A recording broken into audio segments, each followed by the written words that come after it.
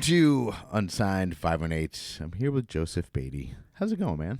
Good, man. How are you? I'm fantastic. And we just met 10 minutes ago or so, but we've been back and forth for the better part of a year, probably even more. And I've listened to your projects. Cave and Bloom is the one that I'm most familiar with. For those that don't know, I'll introduce that. But it's cool to finally be able to sit down and talk to you. I want to go back and I guess have you start the conversation with your relationship to music and kind of how it led up to what we have in front of me now. And you brought me gifts, which is also just fucking bonus points. But yeah, so how did your love of music begin? Oh, man. It started way young, 7 or 8 years old, classic rock, that kind of stuff. Pink Floyd, The Doors. I was the youngest in my house of a big family, 3 brothers and a sister. My brothers all listened to mostly classic rock, had vinyl going in the background all the time. Nice. And that's kind of where I first really got into, vinyl and whatnot. And it evolved from that to metal, Iron Maiden, Slayer, punk rock, loving all that stuff. Way too many names to name in the punk rock scene, but loved Dead Kennedys and things like that. And then I moved on from that and got into the electronic and sort of gothic music scene in Chicago and punk rock and alternative and stuff, and moved to South Florida. And that was in my later teens. And then, did that for many years, played gigs, and moved to New York here and started a family and kind of became a hermit in the Adirondacks. And the last few years, I'm sort of emerging now and playing with Cave and Bloom, with Paul Coleman from Architrave, and a guy named Andy Ferry, which is a fantastic drummer. And I hear that a lot, and I'm same thing, except for I didn't raise a family, but I did, disappear for a while. But a lot of people in the local scene, I hear, will have been very strong in music for a time, and then it goes away for a while, and then they find themselves with a little more time as they get older and go, I can now come back, and I love that. We started a band. I was 47 or 48 years old when the band I'm in started, and until then, the previous band of original music, I was fucking 19. Right so on. There was a huge 30-something year gap. Sure. And while you were being a hermit, as you put it, was music always something that you were building and exercising your muscles with? Yeah, absolutely. I was a studio rat in South Florida and, recording studios and stuff. And the same goes in my home studio. I'm constantly recording, and, I was raising kids, twins, 11-year-old twins now. And all I could really do the time I had was, late night, set of headphones, recording, in Ableton or whatever, and just making beats or songs and releasing music as a solo artist, which we'll talk about too. Sure. So I've been releasing music religiously, probably since 2014 or so until now, as a solo artist and various side projects. So okay. It's staying active. It's just, I think the live performance part of it is starting to rear its head now. Again. Okay. Yeah. So it wasn't, you weren't not a part of the scene. You were just, I wasn't I wouldn't say I was a part of a scene unless you call my home a scene. It's a scene, man. Yeah, right. Scene of one, right? But yeah, I was active for sure. Okay, cool. So then you said you moved here 2011-ish. All right. 2012 in there, and then had kids in about 2014, and I've just been steadily recording and releasing music. And then now you're now I'm playing again here and there. I'm not super active in Cave and Bloom, but a couple times a year we play a gig. We're constantly jamming at my house, writing, recording, and hopefully we play some more.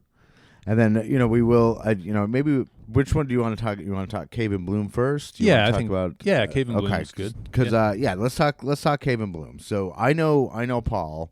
Yep. Architrave and Sync Charmer and yes. him and Jen, like I said, have been in this in the Dazzle Den, so to speak, on the show a couple times. I can't remember if it's 2 or 3, but like. I figure like now that I'm in my 50s, I don't have to remember a bunch of shit. You know what I mean? Yep. Like I could just say, I can't remember. But yeah, they've been on the show a couple times. I love them. Great people. Yeah. So how did Cave and Bloom kind of come together? It's pretty cool. Paul and I have a mutual friend in Alicia Van Scoy. She was in a band called Mercy Van for a short time. And I didn't really know Paul at all, but she brought us together to record her record. And so Paul and I, total strangers in a room for the first time in Swordpaw, his studio in Troy there, or whatever, rehearsal space. And we just totally hit it off, very similar school of thought, just great guy and, real methodical about certain things, but kind of loose in other ways and just a great guy. So we hit it off and literally after that session, we started jamming about a week or two after that. So, yeah. And then what year was this? This is a couple years ago now. So probably 2.5 years ago, I'd say. And we were jamming at my house, just him and I, for a good year before, or maybe a little less, but before Cave and Bloom happened. And then Andy was just a mutual friend of ours. I was a music teacher for a short time in Glens Falls area, and we have a mutual friend, and kind of mentioned that I was looking for a drummer, and she's like, I know the guy, and finally got together, and literally one rehearsal we were like, yep, that's the drummer. We didn't even have to find another go through, how drummers are, finding drummers impossible. Yeah. So, yeah, because they're usually in high demand, or at least the good ones are, and maybe a little shifty mentally. Yeah, that too. Sorry, drummers. it has been said, and so I can't remember who said it, but it was like some talking head in the media or whatever, one of those Instagram reels where the guy said, if like the drummer makes the band, he's like, regardless of what, he's like, you can have the greatest guitar player and bass player and singer. If you have a shitty drummer, it's true. It's not going to work. Yeah. And like at the same time, if you have a very basic guitar player and an amazing drummer, it's gonna work. Yeah, you're right. Like, so when you have that combination of everything and find that right drummer to fit your project, that's got to be a great feeling, because it's your project hangs in the balance of who you find to drum. That's totally it. And I think I was pretty spoiled in my band in South Florida years ago, and so I kind of always had this thing in the back of my mind, like I wasn't gonna find a drummer like that. Right. And I totally did. So yeah. So that's got to be it. That's got to be a good feeling. Great guys, and shout out to them too, Yeah, absolutely. And then, you once you had like the whole outfit, like when was the first Cave and Bloom release? Did you release a single first? Like, and again, I'm going with I'm old and I can't remember, because I think I might have even done a review of one of the singles. I think you did. I think it was the song Bent, maybe. And that was year and a half, 2 years ago. I'm really kind of blurred with the last few years, but I am too. Like, I can't even remember what articles I've written, what albums I've reviewed, like who's been on my fucking show. Like, I've met people out in public and been like, I can't remember who that is, and then later on been like, oh yeah, they've been on my on the podcast, which means they've been in my home. And like, who are you again? Yeah, and I'm like, it's not a snooty thing. It's an old age thing. But no, we did an EP, and then it was we recorded ourselves at Swordpaw, and then we did a full length about 6 months ago or so. Okay, which is called Mirrors, and is that? Yep. I brought it to you. That's what I have here. Sweet. Yeah. And I love physical media. I was saying that I have me too. A fairly substantial selection of local vinyls and like I'll have to singles. check it out. And yeah, actually, once we wrap up here, I'll go grab it and Sounds good. I'll show you. It's really cool. But do we want to maybe check out a song from Mirrors? Yeah, that'd be great. I think the band tends to lean towards a song called Dreams on the Wall. Okay. And I think that'd be a good intro to what the band sounds like live. So, all right. Well, let's check out Dreams on the Wall, and then we'll be right back.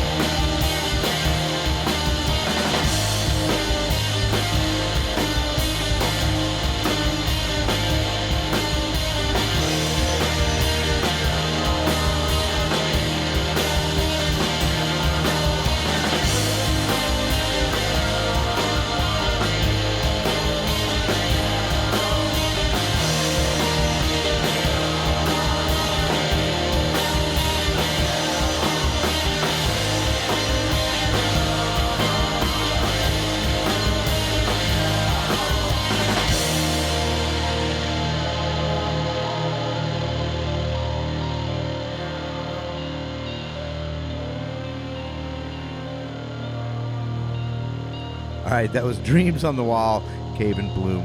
And, you know, with that, Joseph, you're obviously part of a collaborative with Cave and Bloom. It's a band, and, you know, it's a traditional band, I guess you could say, in terms of musical roles and the collaboration. But you also do solo music, but that is a little different, because a lot of the times when you say, oh, you're a solo musician, like you said when we were off air, that you're not someone who's playing an acoustic guitar in a cafe. You're a little different. So I guess explain that.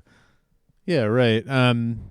Yeah, I think it came out of necessity, right? I moved to a new area up here. I didn't really want to go to a cafe and play acoustic guitar. I just, that's great that people do that, but Yeah. I'm not that guy. I'm not really into that. So, you know, I do a lot of synthesis, sound design, born at the studio. I love tinkering with gear and making sounds and things like that. So that's part of the process. And initially, like, all the songs start that way. A droning synth or a guitar part or whatever it is.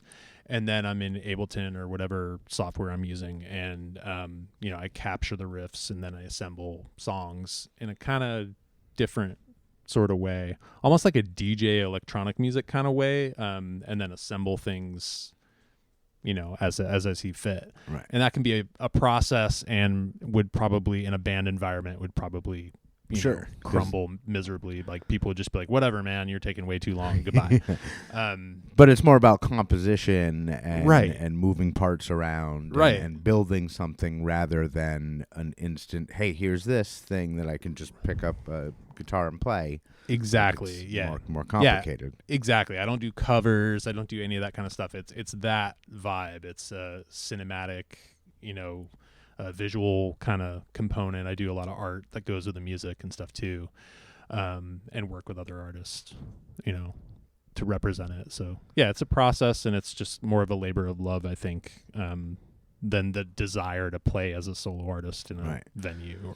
And I mean, there's a lot of people that live performance just isn't part of the thing, or isn't a major component of the thing, because it's about composition and about it's like when I first went into the studio in my band, our producer basically said, because I was all like, and when I make it sound like I'm like, when I was young and full of piss and vinegar, I'm talking, fucking 5 years ago. Yesterday. But literally within the last 5 years is when I recorded my first professional song in a studio. Cool. I was like, it's important that it sounds, we do it so that we can play it live, so that it'll sound exactly live. And I'm like, we're not gonna have a tambourine player or someone doing hand claps and oohs and ahs. So let's not do that in the song. And my producer was like, no, we're doing that shit, because this is a composition. He's like, it's one way to look at it. Yeah. You build this song, and this is your composition. And then he said it's like a movie or a play. The movie, you take several takes and you make sure everything is totally right, and you piece things together until it's perfect. And the play, you get fucking one shot. You're like, here it is. Right. So he's like, you're not gonna you watch a movie and you watch a play, and they're different. So he was basically like, shut the fuck up. We're adding backup singers in your song. That's cool. Yeah. And I was like, and he was absolutely 100% right. And then I realized, because as I listened to more music, I'm like, everything is a composition. Everything that sounds like it's a live song isn't. Sure. You fix the blemishes, and you take your time, and you toil over everything. And to me, that's a fucking artistry on its own, Absolutely. to be able to see those details, yeah, that you don't get with an acoustic guitar. There's and to that point, I the difference between these two projects, which I have a lot of projects, but these two in particular, it's an interesting sort of contrast, right? Cave and Bloom, we jam in the room. We're guys in the room. We're facing each other. Nah, that doesn't really work. Try this, where, when I'm doing that on my own, I have to sort of throw those sort of ideas at the wall and kind of be my own judge. Right. And that can be a challenge. But yeah, it is a very different thing. But even still with Cave and Bloom, at the end result, when we're recording, it's a different vibe. And then we go live and it's raw. Right. And I love that. I love that energy and how that, portrays to an audience. And then listening on a, set of headphones or whatever, it's just such a different experience, and, both great. And the reason why I love it, so much. And one of the things I like about live music is because it takes away the constraints a little bit. I'm free, when in my band, I'm free to play different shit. Absolutely. You know, like Mm-hmm. as long as it fits within the Yeah. song and it's not going to throw anybody else off. But like, Mm-hmm. you know, I'll throw a different line in, or mostly I say goofy shit in the lyrics to try to get my band members to laugh. Like, you know, I'll change the lyrics to say, you know, inappropriate shit, and nobody in the audience catches it. But like, but it's fun. You know, it's fun to be like, Right. to be not. I don't want to use the word rigid because rigid almost sounds like a pejorative, like it's a bad thing. But like, you know, it loosens the rules up a little bit. But at the same time, I love the idea of taking days and weeks Sure. to put together one song. You know, Yeah, man. they're different and they're both awesome. Yeah, great mediums for sure. Yeah. And it's cool that you have both going on. You know? Yeah, it's really cool. And I hope to play more with Cave and Bloom in the future, and also another project I can talk about whenever you want me to talk about it. Yeah. You mean like come back and do another one, or do it now? No, I mean we can talk about it now if Let's you're talk cool with about that. it now. Yeah, I'm definitely cool with that. Yeah, right on. Yeah, I'm actually building an electronic project, so it's still going to be just me, but sort of, you know, taking the lid off of that and bringing it live electronic focus, not dissimilar to Architrave, but stylistically it's different than Architrave. But the way they present their show and they do live manipulation of electronic music and stuff, that's something I really want to do and have wanted to do for a really long time. So I have a new project that I'll be launching in the next 6 months to a year.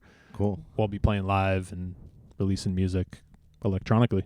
And is that going to be like under your own name, or is it a I have a name. project name? Right now the name I'm calling it Severling, and it's sort of the idea that that you need to sort of separate yourself from the things that don't serve you, that don't that aren't helping you move forward, that kind of thing. And so, you know, that can be a kind of chaotic or dark kind of thing to talk about that in different contexts, and I thought it really lent itself to a darker electronic sound. So I want to visit that and see how it goes. Nice. You know, I'm excited to check that out. Yeah, But you also brought along a full length vinyl, which I had you sign.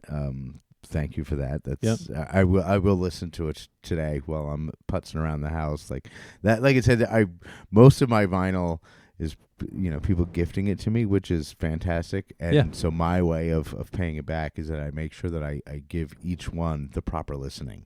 Well, thank you. I will never be like, oh, thanks for the vinyl. And then I'm not just not going to listen. I'm like, thanks for the vinyl. I will listen to it. I'd love to know what you think. It's the record before my current solo record. It's called Our Hunger Never Sleeps. Cool. Yep. And are we going to hear something off that now? Or No, is it a different album? I have a song in mind from the new record. The song's called Lore. Okay. And the new record's called Condition. Yeah, and Lore is actually, because I was just messing around with Metroland Radio, which is officially launching on May 18th. It's up now, like you can listen to it, but I have so much tweaking to do with it. But Lore is in the mix. Oh, great. Like fantastic. It has gotten some spins, and it'll get better. Like, so May 18th is the May 18th. Yeah, 518 day. Love it. It's the official launch of the station. But yeah, so let's check out Lore. Is there anything you want to say about the tune before we play it? Yeah, man. Shout out to my drummer, guy Joey Butera. I've been making music with for years and years. He played drums on the tune. It's one of the most brutal, like, raw songs on the record, and rest speaks for itself. Check it out. All right, cool. Well, let's check out Lore, and we'll be right back to wrap it up with Joseph Beaty.